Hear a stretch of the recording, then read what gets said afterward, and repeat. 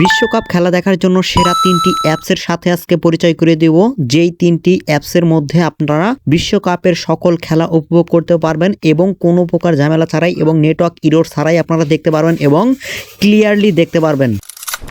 ওকে, নিজে ব্যবহার করে এবং ইউজ করে যেটা দেখতেছি ভালো সেটাই আপনাদেরকে শেয়ার করতেছি। প্রথমে আমি যেই অ্যাপটি রাখছি সেটা হচ্ছে ট্রফি। আমি প্রথমে ট্রফিকে রেখেছি। এই ট্রফি অ্যাপসের মাধ্যমে আপনারা যে কোনো খেলা দেখতে পারবেন।